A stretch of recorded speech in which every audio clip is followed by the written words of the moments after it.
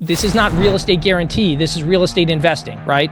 And so there is a level of uncertainty, but there are things you can do in your favor that kind of tip the scales in your favor. And I think having an information advantage is somewhat helpful. Welcome back to the Massive Passive Cash Flow Podcast. I'm Gary Wilson, your host, and I'm so glad to have you back listening to the show. We got an excellent guest today, Jordan Romano, who's got a varied life background, a great life story, but we're going to talk about primarily investing today.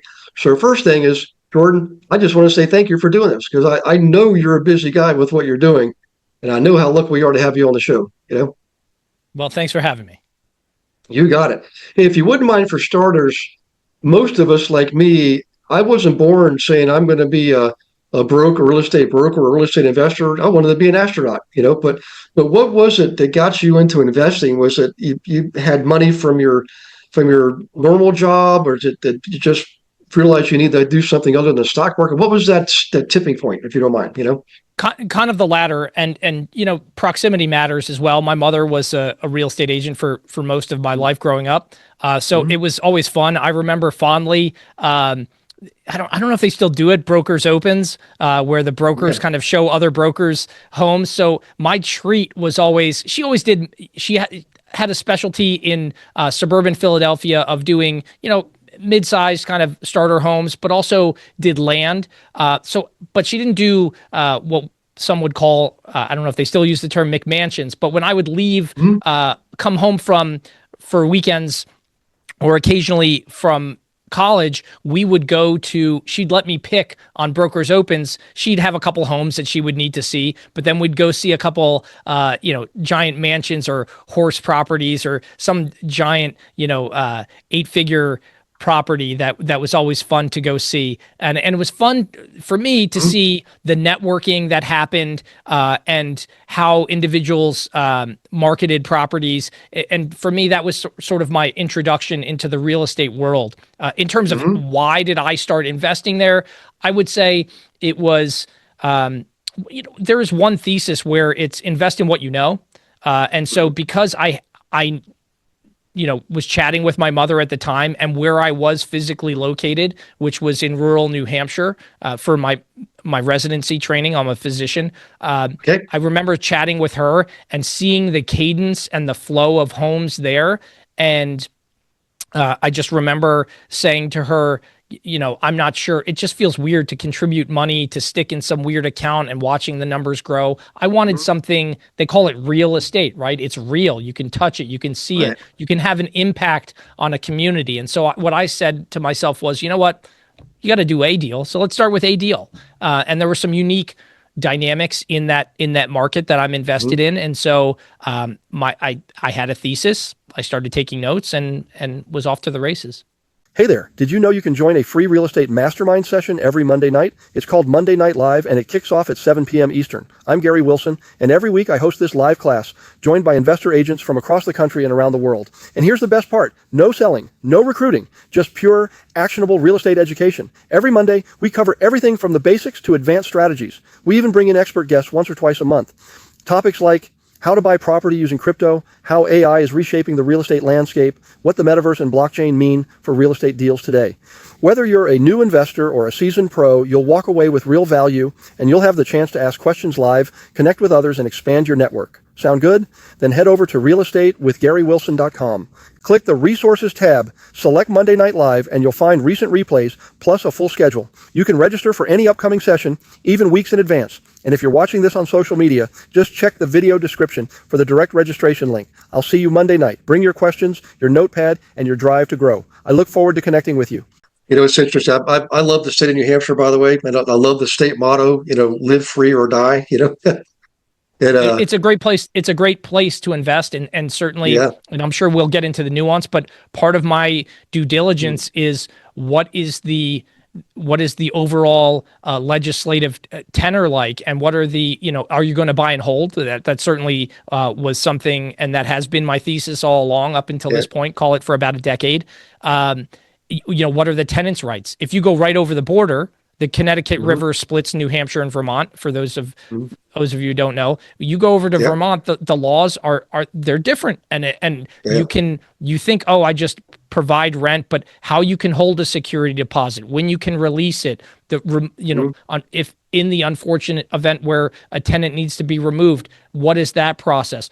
All of those laws are completely, I wouldn't say completely different, but there's nuance to them. And I think that's the Yeah. problem that a lot of folks watching podcasts don't delve into. They just think it's a simple transaction. Certainly when you're involving a tenant, it Yeah. becomes more complicated. Yeah. Well, one of the interesting factoid about New Hampshire is, and anybody that's lived in New England or spent a lot of time up there, some of the best golf courses are in New Hampshire. And Maine too, for that matter. There's one right on the water in Brunswick, Maine. I've been to. That was spectacular. But in any case, I love it up there. It's a great place to invest. The laws are more business friendly than some of the surrounding states. I'm not going to get into politics here, but just know you've got to follow Jordan's lead, guys, and study the law in any states that you want to invest in.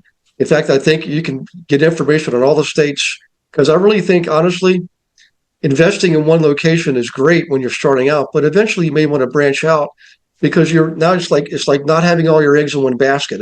If an industry leaves town in one area, yeah, you might struggle a little bit for a couple of years, but if you got a properties in 5 other areas in 5 other states, you're going to be okay. Um, in fact, let's go in a little bit here to some of the details. Um, when you first got started, what kind of investing were you doing? Was it rentals? Was it flipping? Were you using the BRRRR method? Buy, remodel, rent, refinance, that kind of thing? Or what was your actually? Let's talk about your first strategy. What was that like coming out of the gate? Hmm. Yeah, so I was in I don't think this plays out as much now, but the dynamic in the area that I was in was near a college and near a large academic medical center. So the what would happen is people would leave, and the supply, as you would get into the fall and into the winter, the number of buyers would drop off. So people would Hmm. 3/4 of the transactions would happen, call it March to June or July. And then it would Hmm. just trail off from there. So you could, in essence, or in actuality, get a discount on a property if somebody needed to transact at the end of fall to, call it, the new year and through the winter. And so that's what I was doing, was picking up deals with people who were leaving rural New Hampshire because academically they were leaving the business school or leaving the medical school and going off to somewhere else. And Hmm. my first deal was a family bought a condo for their daughter. The daughter Hmm. never lived in the condo. She found Hmm. somewhere closer to campus. This, by the way, wasn't far from campus either. It was, Right. although it gets rural very quickly. So I bought it at a discount. She had never lived in it. I went by, this was simpler times where interest rates were a little lower. I had simple rules: no septic, right? Proximity. I wanted B class, because in good times, C is moving up to B in terms of rent. And in bad times, people are trying to save money and will move from A to B, right? Yeah. So that was another thing. And I went by the 1% rule. So I bought Yeah. this one for, call it, $186,000. I might be off a little bit. And I rented it out for, I believe it was $2,200. So Nice. and my interest rate at that time was probably in the threes. And so that worked out Hmm. well. And then I waited another cycle. And one tip that I would give folks is I think you need to be a little unconventional. I think there are great websites and things that people use that I didn't use back then, and networks that people use. It feels like there's a lot more people involved in this space. I was really interested in being hyper local and really delving into the information. My second deal was done, I saw it on Craigslist, right? I guess the equivalent of that now is um, the Zillow, but it's not represented by an agent. I forget what the subcategory Oh, is on Zillow. yeah. There's so many out there now. A lot of those, they're in trouble actually. Zillow and Redfin they're in court Yeah, quite a because bit. they Yeah. allegedly deprioritize those listings, right? Yeah. Yeah. Yeah, so I found my next deal on Craigslist. It was a FSBO, essentially, for sale by owner. And I bought that one, and That one worked out. That deal worked out well. My third deal was a single family that I bought at the end of the year. I saw it drop from, it was overpriced. It had some minor fire damage to part of it. It was a very, very small single family on a small lot. It was listed at the time for $149,000. This is, call it 6 years ago, right? So prices have changed. It was listed for 149 or maybe 189. I saw it come down to 149, and I remember saying to my mother, I said, "I'm going to buy this for $100,000 cash at the end of the year." Now, by saying 100, I did not have the 100,000 in cash. I pulled it together from every possible way, but sure enough, come December 1st, it was still on the market. I went to the family and I just said, "Hey, look, it's going to need some work. If I'm happy to maybe you get your offer, maybe not. You're going to have to pay heat throughout the rest of so the pipes don't burst throughout the rest of the winter. Here's $100,000. What do you say?" And they said, "Okay." Yeah. So and by the way, this is the other thing that I would tell folks. If you're, depending on the method that you're using, and mine was buy and hold, I intimately know the map. Some people study sports teams. I study the map of this town. I know where the zoning is. I know where the zoning is moving to. I know different regulations that are happening. I listen. Most people don't realize these small towns in the United States are amazing. You can listen to planning and zoning board meetings that are streamed over the internet, so you can see the future. You can see what they're approving, and then follow suit with your. It's like front running in investing. It's actually quite impressive. There's, this town also has, it's a site called Map Geo where you can find the plots, and you could actually sort it by multifamilies. There are so many more tools now than when I first got started. And that wasn't even that long ago. That's in the last 6 years. So that's just a flavor of some of my deals. I got very active over COVID. It was challenging, but I knew it was going to be a big opportunity. For instance, right before COVID, and this is the benefit of knowing the area, I saw something hit the market. I knew that this was the largest single family in the downtown area. It happened to be a boarding house at one point, an orphanage. It had like 18 rooms in it. And I'm like, well, that's a multifamily conversion right there. And so I remember calling the agent. And again, the benefit of knowing in these smaller jurisdictions, knowing people. And so meeting people is super important. Hopefully this isn't too much detail, but I love chatting about this stuff. I called the agent immediately and I said, "Take it off the market, full price offer. I'll write you a check." Again, this was a different type of product. It was a different time as well. This would probably go for 2.5 times what I paid for it. I think I paid $225 for this. And she said, "Well, we have one other showing, but I will honor your offer unless they make an offer." I said, "Okay." So I bought it, and then I went to the planning board with schematics, and I said, "I want to make it a 4-unit." And sure enough, that's what I did. I made that a 4-unit. And so it's about knowing. And so now in this small area, I have, call it double-digit number of properties, and it's simply by when I'm there, and I love going to this town. I love going back. I walk around. I walk around and say hi to the neighbors. I know who. By the way, and sometimes you have to play coy because I've studied the map and I know who the owners are. I probably know more about them and their property than they do. Right. So, I think. And I would say have patience. I think the last 2 deals I did were with a woman who is very kind and very nice, and I knew we would eventually do a deal. I called her every 6 months to a year. I bumped into her in town when I was there every now and again, and when she was ready, she said, "Okay, let's do a deal." Hopefully that gives you a little bit of a flavor. There's. Oh yeah. I think using Google, or I'm a big fan of like Google Earth. One of the deals I did, I hear the town. I get the local newspaper. Here's another example. I get the local newspaper delivered electronically to my inbox, and I read it maybe once a week. They kept saying, "We need workforce housing. We need cheaper single families." Yeah. I saw this property. I drove past it. I don't know how many. I'm up there at least once a month. I drove by this property at least a dozen times. The price, it was listed $450, kept coming down. At the end of the year, this was another deal I did at the end of the year, but finally I drove past it. I happened to be visiting my mom. She was in the car. And I just remember saying, gosh, that's a lot of land. And when I got back to her place, I was like, that's a lot of land. I looked Mhm. at the Google Earth.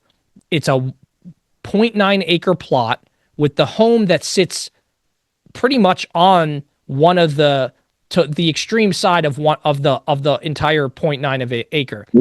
And I looked at my mom and I said, I can go to the town, I can subdivide this. 3 times a month there's an article in the paper about we need more small single family homes. They're going to let me subdivide this land. It's on public water and sewer. This is going to be amazing.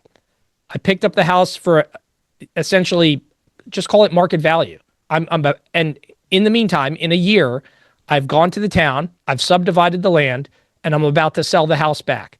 I'm going to put the house back on the market, break even, and essentially get the land for free.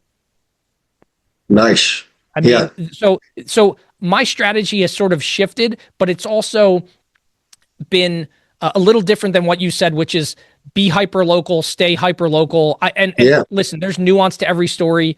I skated through with my rental portfolio during COVID. Why? Because I rented to nurses and doctors. Yeah. I didn't lose a day of rent during COVID. Everybody was employed. So, Yeah. I think that some people say don't put all your eggs in one basket. There was a legendary investor. I think he was the trader for George Soros. His name's Stan Druckenmiller. He said, "Put all your eggs in one basket. Just watch that basket really closely." And so Yeah. that's kind of been my strategy with real estate. The tactic Yeah. has changed a little bit. I'm now looking at like ADUs and that sort of thing. Uh, Hmm. I'm looking at land and more subdivisions, but that's me. I can tell I'm getting hoarse, so I've dumped a lot on you. What questions can I answer? That's great. I love it. Um, so I love the strategy. I did learn early on myself too that wherever I invest, I look for at least three major industries that are stable. The more the better. But medical is always one of them. Medical, higher education, high tech, finance, and military. I mean, think about it. During I guess it was the Obama administration, they were closing some bases, but how often does that happen? Very rarely. That's one of the only administrations they close bases down. But every other administration, they never close bases down. The military is stable. High tech. High tech is always going to be high tech. I don't care how advanced we get, we're still going to keep advancing. In finance, money's. I mean, that's the blood of commerce. I mean, you've money. You have to generate cash flow, generate commerce to keep businesses going and growing. That's stable. Medical, every day people are born, people are die, and in between, people need surgeries and medical treatment.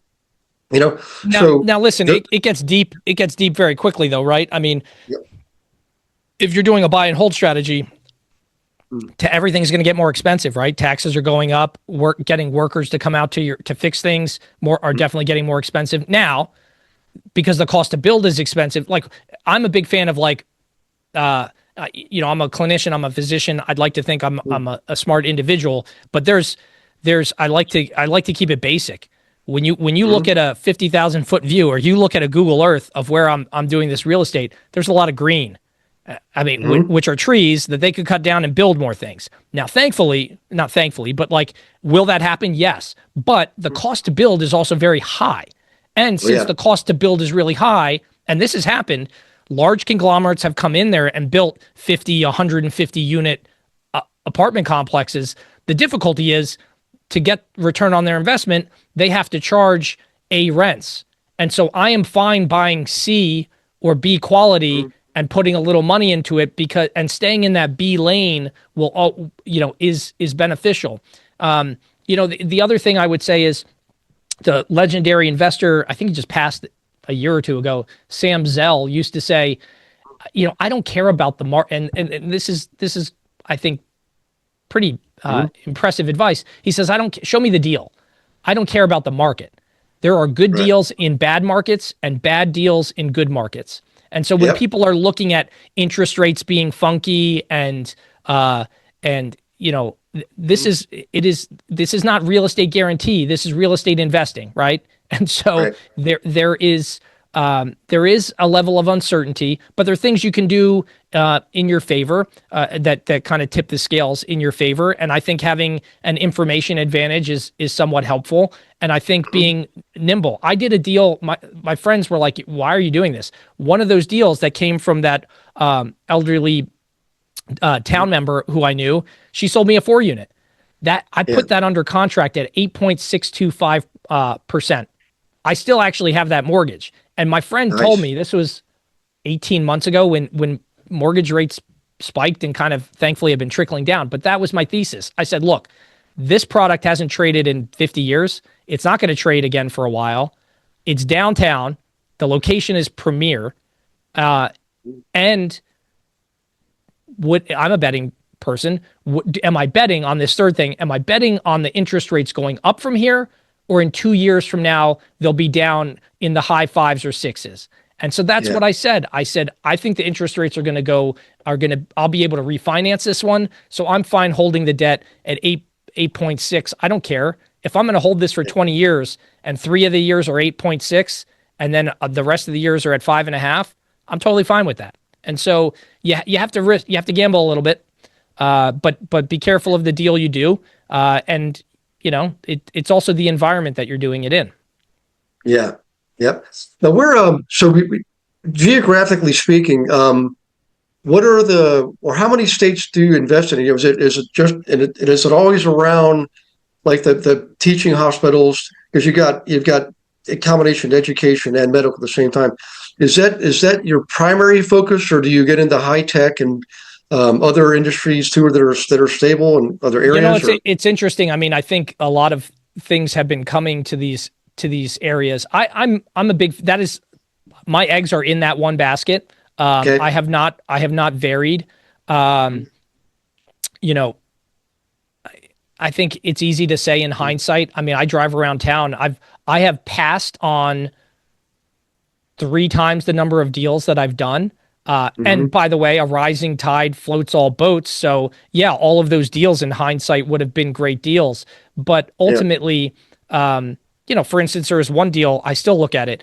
I could have owned, I think it's about 4 acres right off at the confluence of one of the busiest intersections in the entire state in hindsight. Okay. I could have, in one foul swoop from one owner, bought a third of that. I think it's about 6 acres, a third of that. Okay. And then bit by bit bought off the other ones. But that sat on the market. It's been sitting on the market for 3 years with no cash flow. So is that individual going to make money on it? Maybe, but there's also a time value of money. And so but that's what I would encourage individuals to look at. I knew the hospital was expanding, right? They were adding a 150 bed tower. That's the other thing. When you're looking at something, is it growing? Is it shrinking? Somebody once told me if you don't see now we're also coming out of an era of, in air quotes, cheap money, right? Where low interest rates and like a lot of affluence had led to a lot of expansion of institutions and things of that nature.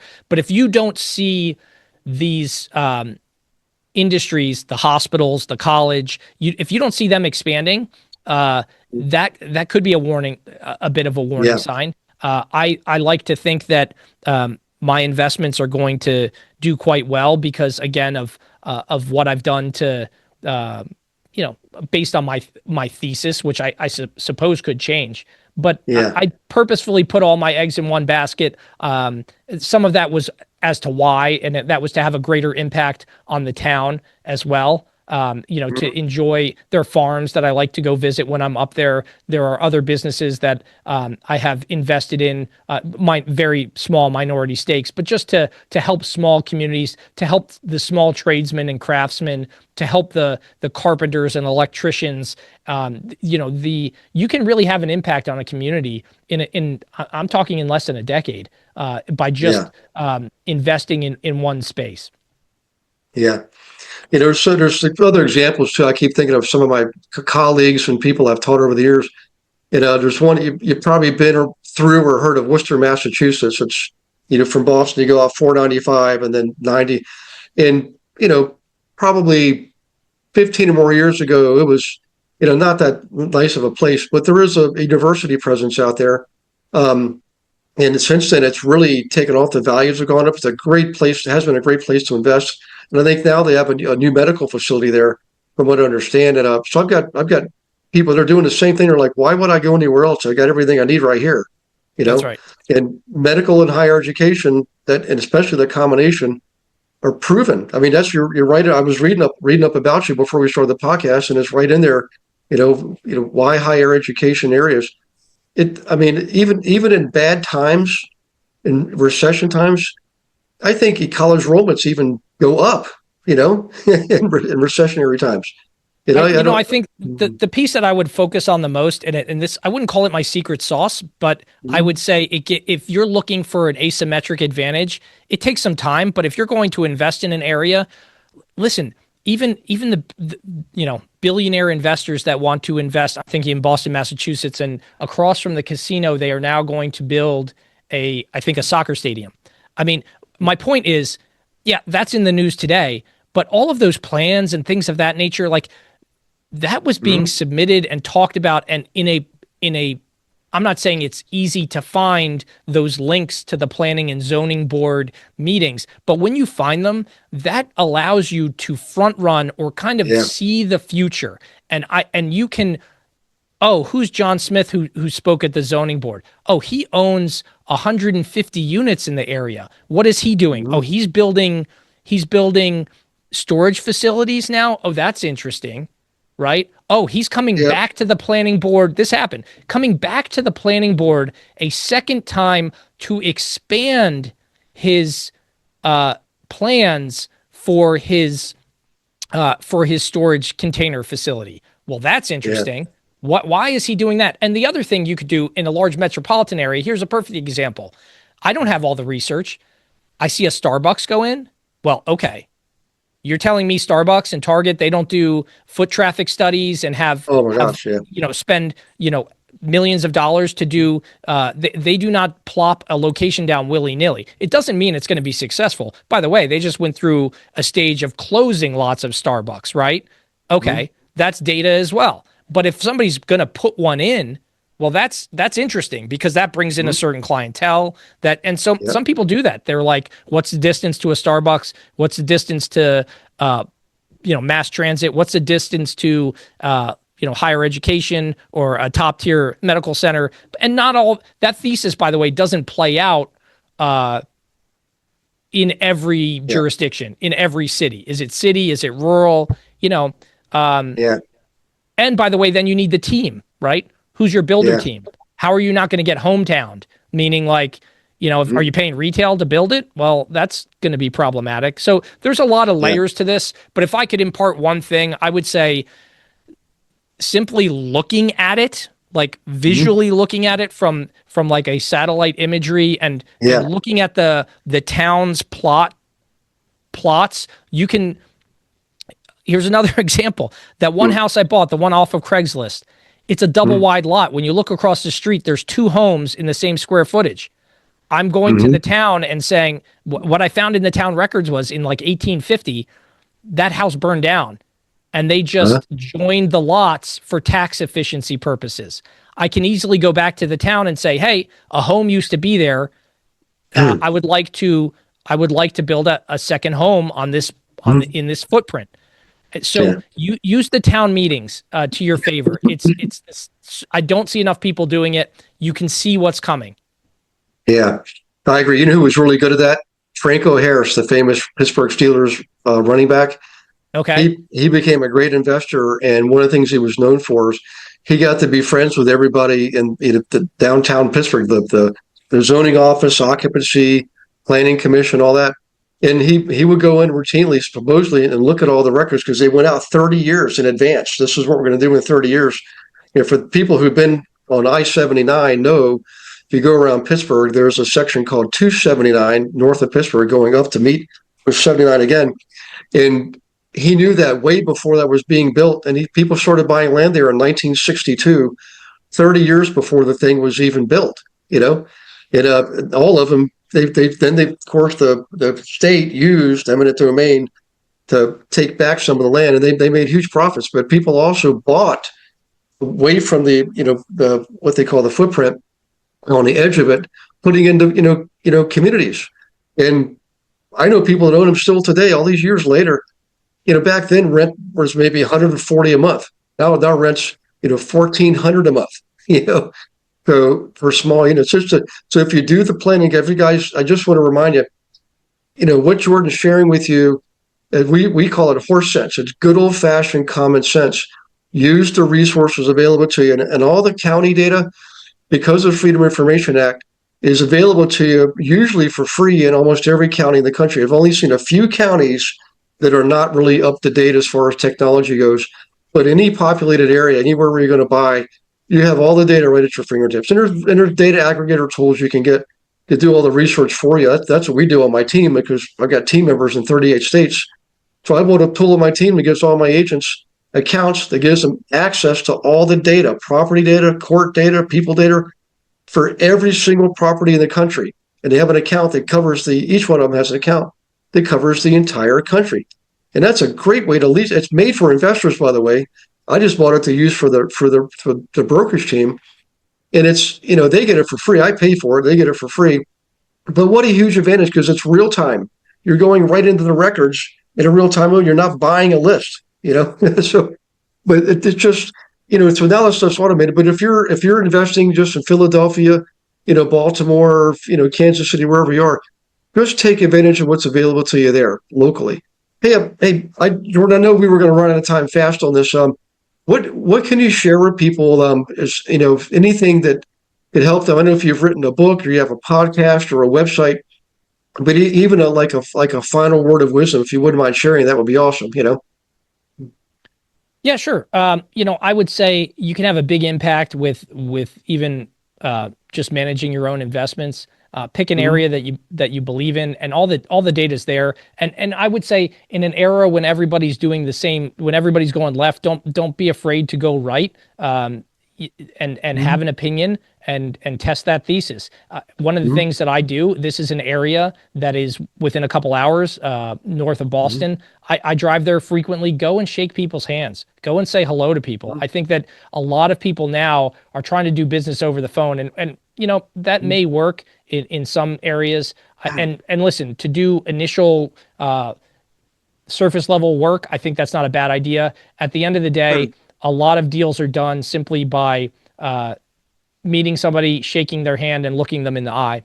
In terms of myself, most of what I do is clinical work. I work in a hospital, Tufts Medical Center. You can find on the side, a small amount of my time is in a very niche, kind of interesting way. I help medical expert witnesses, so individuals that are involved in medical legal work, testifying and reviewing cases on behalf of plaintiff and defense attorneys. You could find out more about that at medicalexpertwitness.com. I'd be happy to chat with you. But the real estate has been something I've done for over a decade now, and it's I've really enjoyed it. And by the way, it's been a way for me to connect with family members and friends as well. And so I think that's the other thing to keep about. Is it business? Yes, but it doesn't mean it can't be a family business or a friend business. So hopefully you enjoy it, because I enjoy doing it. I enjoy shaping the town and make your mark. I think people think too broadly. Thinking in terms of these small towns, you can really have a big impact. Yeah. Well, what's really interesting about what you're doing, and I appreciate you sharing that too, because you've got two income generating activities that are on the surface look separate and unique, but really you're leveraging your experience and your exposure in the medical field. If you understand medical people, like in the pandemic, we're still going to need doctors and nurses. Are still going to be paying the rent because they're still employed. Things like that. It just, again, we call it horse sense or common sense. You're just awake and aware of it. Everybody listening, you can be awake and aware too. Think about who you are, where you are, what you know, who you know, what you have to work with, and just start there. Jordan just took advantage of what he was already doing. He went to college up there. Now he does expert, witness work for medical cases. I mean, what a great way to be in the medical field without actually being tied down to, we used to call it being stuck behind the chair. And a doctor who has office hours, but you're able to get out in the field and see the properties, and you know how to go look at the property records and the zoning plans, And all that stuff, you didn't go to school for that, and I didn't either, but it's stuff that people sometimes overlook because maybe it's just too easy or it looks like work. I don't know, but that's how you make good decisions, guys. So Jordan, thanks for sharing this. This has been one of my favorite podcasts, by the way. If everybody listening, I hope you feel the same way because Jordan just gave you a whole bunch of golden nuggets. And so we hope you leave a good review for this one because your reviews make our world a lot easier, So Jordan, thanks again. I appreciate you. I appreciate you, the listener. God bless you and all your loved ones. And we will see you on the next Massive Passive Cash Flow podcast.